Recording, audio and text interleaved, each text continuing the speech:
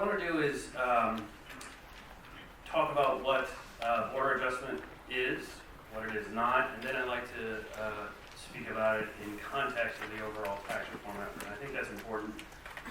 First, to talk about border adjustment per se, just strictly about border adjustment, because I think that it is as a concept being conflated with a host of other factors that I think both deliberately and also unintentionally. And I think that kind of clouds the argument, at least the policy debate. First, as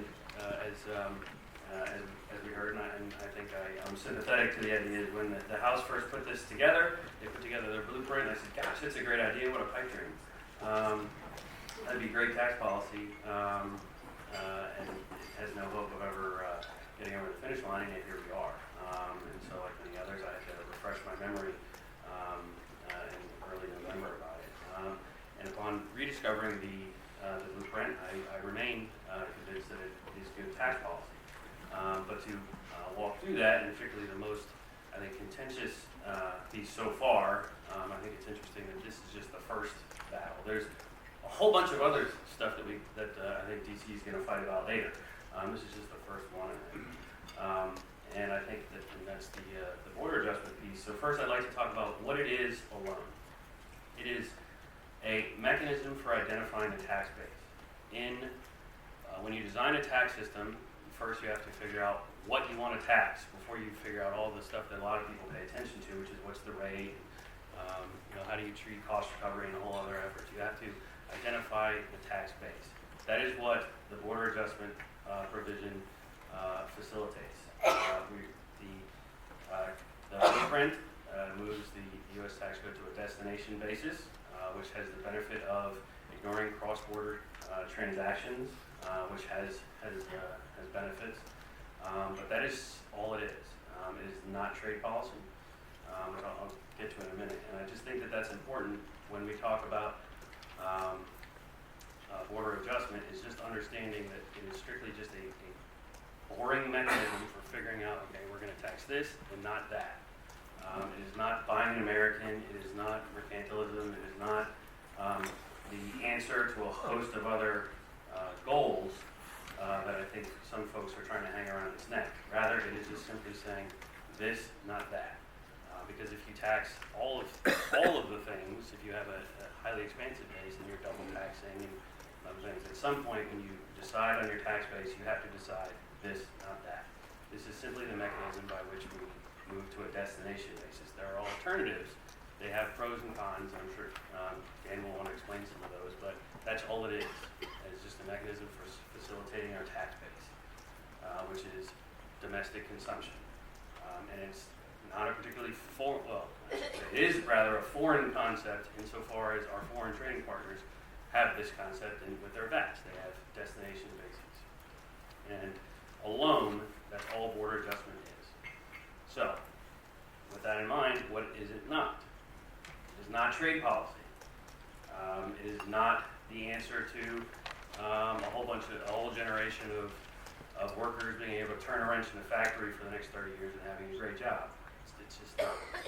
It is simply a mechanism for identifying the tax base, and it has the benefit of eliminating the incentives to engage in transfer pricing manipulation, and it has the benefit of eliminating the incentives right now for moving certain production facilities offshore. I say it is not trade policy because, again, this is one of those arguments that I think is being conflated right now, that it is a border tax or essentially a tariff in disguise. You can sort of answer these protectionist impulses that some have expressed. It's not. There's a pretty broad economics literature that suggests that if you impose this kind of regime as part of the tax code, what you get is a currency adjustment that equilibrates and moves to trade neutrality with respect to imports and exports.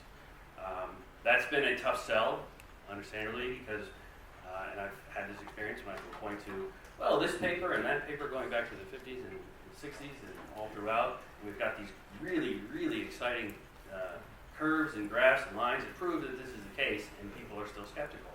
And part of that is that there's no perfect experiment that I've found so far, I'm still looking, that proves this experiment empirically. And that's because, and this is something we're running into elsewhere, is no country has really quite moved to everything like the tax blueprint and then border adjusted it after the fact. So you can see the currency appreciation, the 1 over 1 minus R appreciation of expected. So rather you get imperfect cases. And so a lot of folks are looking at proponents like myself of this plan and saying, so you're going to tell me that the day after the president signs the blueprint that we're going to get a 25% currency appreciation? Absolutely not. That's because there's a whole realm of other things that affects currency prices. So rather, I would say taken alone, we should expect that kind of appreciation. And then there'll be things pressuring the currency upward, there'll be things pressuring the currency downward. None of us are predicting that we will get a 25% currency appreciation on a given day if this whole thing is passed, but rather, and I think this is important, when speaking strictly about border adjustment, that's the effect that we should see alone. I think that's important when we're talking among trade folks, which is, don't worry, everything will be fine for this alone. So, like I said, I just wanted to speak to what it is. It's just frankly, a mechanism for identifying the tax base. What it is not, which is trade policy, is not trade policy. And now I think it's important to now think about it in context. And that is, it is an important mechanism for identifying the tax base because you have to have some mechanism for retaining your tax base. So if you don't like the destination principle, there are alternatives. In a territorial system, for example, we have camp option C, which people found so horribly odious. You can't have nothing. A lot of folks like to say that if you move to a 20% rate, well, then a lot of these issues go away. Well, that's certainly true that a lot of these issues are mitigated, but 0 is still lower than 20. And I think a lot of folks have probably found that there are places where they can get effective tax rates down to 0. And so there remains a lot of merit for and there remains an essential need for base erosion protection measures. So if you don't like the destination basis, I'm going to take a big flying leap and guess you probably didn't like camp option C. There have been some other territorial approaches that have been floated on Capitol Hill. I once saw a JCT estimate for a territorial system, and this is under JCT scoring, and that raised $55 billion because it's so hateful and awful in the base erosion provisions that actually raised money. So I think it's important to think about this also in concept, which is if not this, then what? So that's sort of my spiel. It's basic. It's just a basic mechanism for identifying the tax base, part of a broader system that has a lot of good things in it that we can discuss, I think, in the group. What it is not is trade policy. It's too easily conflated as that, and I think we should, and particularly in this room, I think put the lie to that argument. Lastly, it is, again, part of a broader piece and an essential piece. And so that also leaves some open questions, which is the WTO question. I'm not a trade lawyer. We have some in the room. And so I'm pretty agnostic on that concept, but I recognize that there's some risk there. But I don't think it's risk so high that we shouldn't undertake that. So, thank you. Well, first I want to thank the organizers for inviting me here. I normally hang out with tax people, and they're nerdier than you guys, so I appreciate the chance to sort of upgrade my usual audience. And by the way, I should say Happy Australia Day. I noticed some Aussies here. What I want to do is sort of odd, because I'm actually a big fan of 95% of what Grady and Ryan are trying to do. The Better Way plan compared to the current system is enormously better in terms of competitiveness, in terms of growth, job creation, incomes for our ordinary workers. It's a really good plan. But sometimes there is more than one way to get to a really good destination. And Gordon, I actually pretty much agree with almost everything he said, because what the House has done is they decided, let's get rid of the corporate income tax as we know it and replace it with something that is sort of like a consumption-based tax system. But as you heard Gordon say, there's more than one way to skin that cat. You can do a destination-based system, or you can do an origin-based system. I'm a Hall-Rabushka, flat tax, origin-based system, have been for a long time. And one of the reasons, when you make that choice, are we going to go to a consumption tax, and then you're deciding origin or destination, one of the reasons I'm a big fan of origin-based taxation is because I'm a giant fan of tax competition. What is tax competition? That's when governments have to sort of look over their shoulders and decide we better not raise taxes even higher because we'll lose jobs and investment and business to other countries. Tax competition is a wonderful thing if you follow the Leviathan model of political behavior, which, if you have any realism in your assessment of political behavior, is very accurate compared to the Angels model of political behavior. And what has tax competition given us?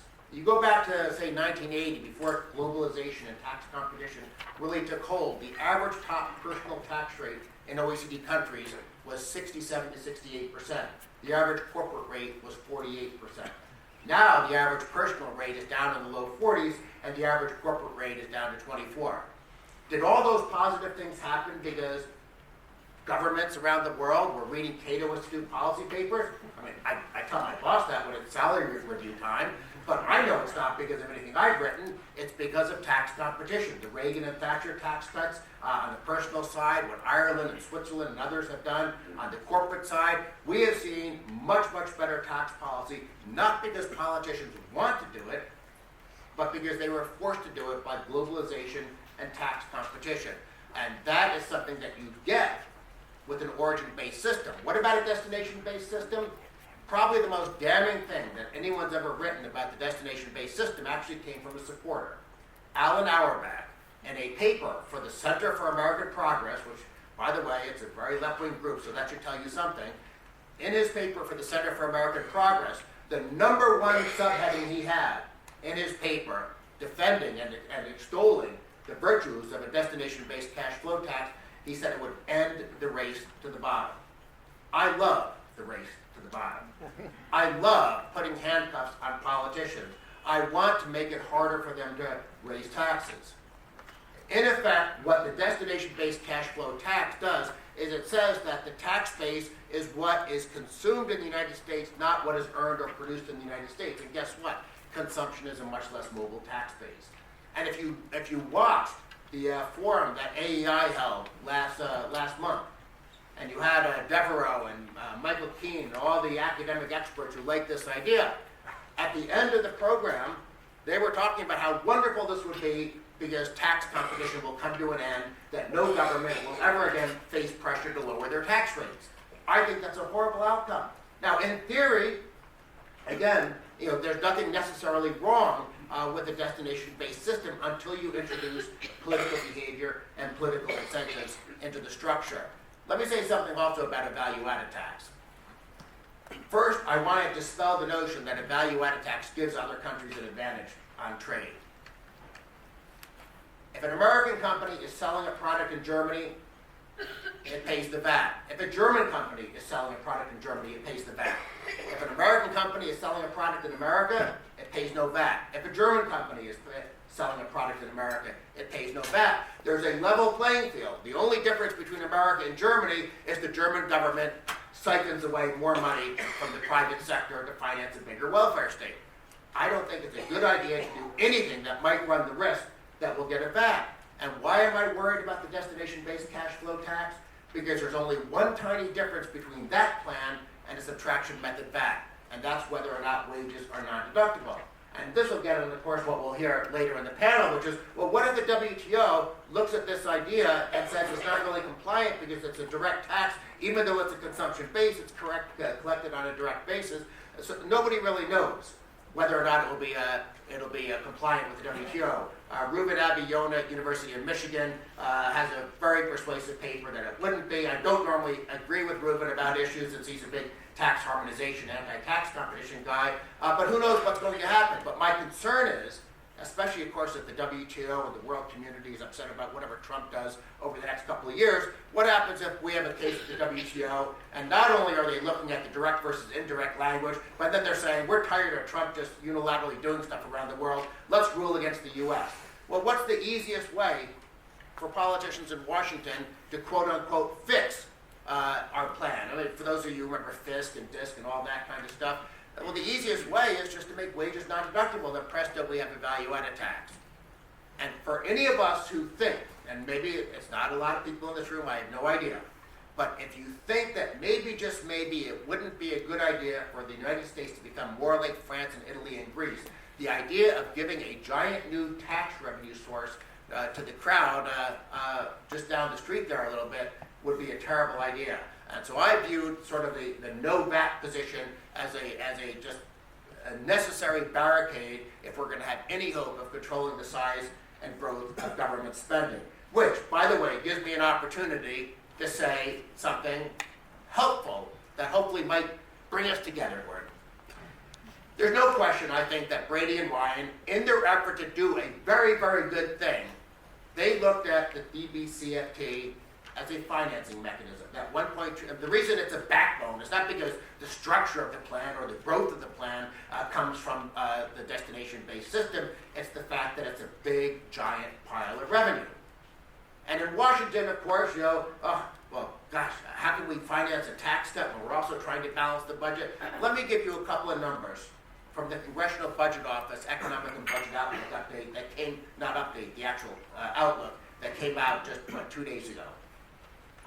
If we simply, starting next fiscal year, allow government to grow 2.63% a year, we balance the budget in 10 years. No tax increases at all. 2.63% annual growth of spending, we balance the budget in 10 years. Is that difficult? Well, we had an actual spending freeze from 2009 to 2014, 0% growth. So 2.63% growth, faster than inflation, that doesn't sound too unreasonable to me. So why should we even be considering tax increases? But you're saying, but hold on. We're talking a tax cut, especially if you take out that revenue plug of the 1.2 trillion. So I did calculations just this morning. And I said, what if we had a $3 trillion tax cut? What would that mean? In other words, what if we got rid of the border adjustability provision and matter of fact just had a bigger tax cut all around? Tax Foundation says that the Better Way plan on a dynamic basis is actually a revenue gainer. So a $3 trillion tax cut, we have a lot of money to play with. We can easily get rid of that plan. But what would it require if we still want to balance the budget over 10 years? Would we have to cut the federal government by 20%, by 30%? What sort of draconian, savage austerity would be necessary? You know what would be necessary? For government to grow over the next 10 years by an average of 1.96% a year. Sounds like a good plan. Sounds like a good plan to me too. So in my mind, why take all the risks of maybe creating a VAT? Why take the risk of an adverse decision at the WTO? Why undermine tax competition, which is the best friend that the business community and taxpayers have? Why do all that when just a tiny little bit of additional spending restraint can easily balance the budget and give us a huge tax cut? Now, admittedly, if Washington wants to do some big boondoggle infrastructure plan, that makes it harder. If Washington doesn't want to reform entitlements, that makes it harder. If Washington doesn't want to trim discretionary spending, that makes it harder. So I realize that I'm giving what I would consider actually a very watered-down libertarian agenda, but an agenda that I don't think is unreasonable to the American people, the American business community, the American taxpayer. And so, yes, the Better Way plan is a great plan, but I'd rather get there with a slightly different route. Over to you. Well, that was subtle. Dan, I can only imagine that you come from a long line of preachers. Because I don't know how the tax meetings are, but the trade folks were a little more subtle how we present things. So, and I apologize up front for being more subtle and nuanced. Some of you may be familiar with the game Catch a Phrase, which is like an electronic disc with a timer in it. and you have to get your teammates to guess the phrase, and meanwhile this thing is ticking, and the goal is obviously not to have it, the alarm go off when you catch it, or when you're holding it trying to get your team to catch. Well, about 10 years ago, 12 years ago, my colleague Ed McClellan, who was the Finance Committee tax counsel at the time, and I was USTR General Counsel, we were stuck with the disc that where the buzzer went off, and we had to finally struggle with how do we comply with another adverse ruling with regard to FISC ETI. And that dispute had gone on for about 10 years, but it was finally time for the U.S. to comply. And that was my introduction to the intersection of trade rules and tax rules. Let me start. I'm going to read two things that I think inform the debate. First, I'm going to read from the blueprint itself, just because I think the words matter. With this blueprint, move towards a consumption-based tax approach in the form of a cash flow-focused approach for taxing business income. The United States now has the opportunity to incorporate border adjustments into the new tax system consistent with the WTO rules regarding indirect taxes. Indirect taxes. The other document I'll read from is a document that was published by Wilbur Ross and Peter Navarro in September, and it's entitled "Scoring the Trump Economic Plan." And there's a section on it that is entitled "The WTO's VAT rules are a poster child of poorly negotiated U.S. trade deals." And after a few paragraphs describing it, the sentence I want to read is, "Donald Trump understands that the only way to correct this unfair tax treatment is for the U.S. to use its status as the world's largest economy, the world's largest consumer, and the world's largest importer to put pressure on the WTO to change this unequal treatment. Without the U.S. as a member, there would be not much purpose in the WTO." Not subtle. I'll keep my remarks at a general level, not a technical level, but the WTO rules here that apply are twofold. One, the GATT rules, and secondly, the subsidies rules. The GATT rules, in essence, say like products have to be treated equally. So domestically produced goods have to be treated for tax purposes the same as imported goods. So that applies to both sales taxes, VAT taxes, income taxes. So that's an important part of this debate. And the second is the subsidies, the rules against export subsidies. The rules are very clear that rebates of a VAT, which are known as direct taxes, that is not WTO inconsistent. Rebating a VAT is not considered an export subsidy. The FISC and ETI were ruled WTO consistent because they were income taxes that were rebated based on exports. So we know that VAT taxes that are rebated at the border are okay. We know that pure income taxes that are rebated at the border based on exports most likely run afoul of those export subsidies. What I think we don't know yet, because we don't have enough information yet about the blueprint and where it will go and what form it will ultimately take, is how will, in its final incarnation, how will this VAT-like tax, how will it be treated under the WTO rules? And I know there have been some very clear statements by some that it is definitely runs afoul of WTO rules. There are others that are confident it won't. Obviously, the Tax Writing Committee on the House side believes that that it will ultimately comply with the WTO rules. I don't think we know yet. We just don't know what they will come up with at the end of the day. We know what the WTO rules are with regard to sort of a pure VAT tax. With regard to exports, we know what the WTO rules are with regard to income taxes and Board of Adjustments with regard to income taxes. But I think what the House is coming up with, and that's why I started with by reading their words in the blueprint, they are trying to come up with something that is neither fish nor fowl. And I think we don't know where it will settle out. What I do know is on the House side is tremendous support, at least at the leadership level on the Republican side for this. If the Navarro-Ross paper accurately indicates where the Trump administration will be, they see this as an important step.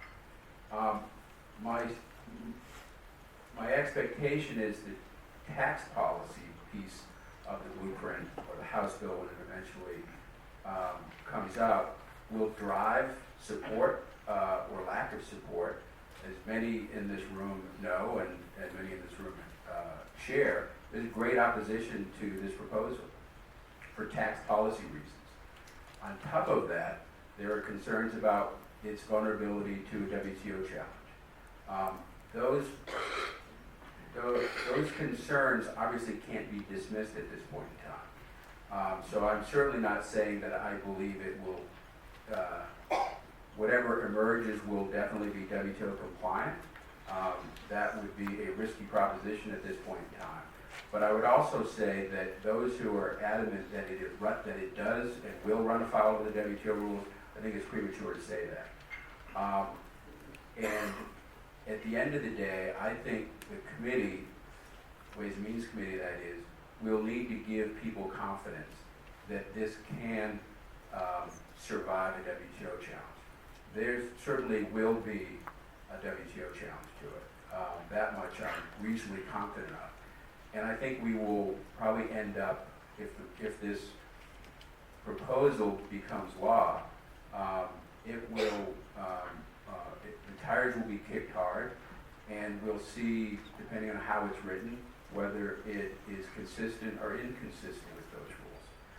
It is my impression, we're in the early days of a new administration, that we are all trying to get our heads around as to where they will be on different things. But it's clear to me that unlike 10 years ago, when if the administration, and I would say this is true for Republican or Democrat, if the president were seriously considering a tax measure or any measure, and you said, you know what, this would be great policy, but it is clearly inconsistent with our WTO rules, that would have, I would say, a pretty profound effect and probably determinative effect on the outcome of that policy discussion. It is quite clear that that is not the case in this administration. This administration will consider, on the trade enforcement side of things, getting leverage, proposing things to get leverage that may not be WTO consistent. That much, I think, is already clear. This situation is different. This is not a threat of tariffs to get leverage to get another country to comply with what we believe they are obliged to do under their WTO obligations. This is a case where if the proposal is enacted into law and it is successfully challenged and the U.S. is facing significant retaliation, what happens then? And even companies that don't oppose this blueprint, this Board of Adjustment, for tax policy reasons and add on top of that the WTO risk, even companies that are favorably inclined to this tax proposal, only to find ourselves in 3 or 5 years having to rewire it again to comply with the WTO ruling. So I understand why the committee at this point, they're busy writing the tax proposal. I'm confident that they are trying to do it in a way that minimizes WTO exposure, but I suspect that at some point in the process, they will need to be more forthcoming as to why this is WTO consistent, recognizing that there is always a reluctance, and there's some folks in the room here who are currently at U.S. tariff, there's always a reluctance to talk too much publicly about how you justify things, how you justify WTO consistency, because those words come back to, are read back to you if you're in a litigation mode. So we have this tension here that I think the committee and the administration will have to work through, which is on the one hand being circumspect, on the other hand it needs to do its work right now, fleshing out the details, which are still in the process of being fleshed out. But they need to do it in a way that gives people confidence, the business community confidence, that whatever ends up in law, if in fact this border adjustment proposal ends up in law, that it will not require a rewiring of how businesses are constructed in a few years. The last time this issue was litigated, it was about a 10-year process, but it could be a faster process this time because we've been through this. And I think companies quite rightly will want to get some confidence, even those who support this as a tax policy measure, get some confidence that there's a plan if there is a challenge.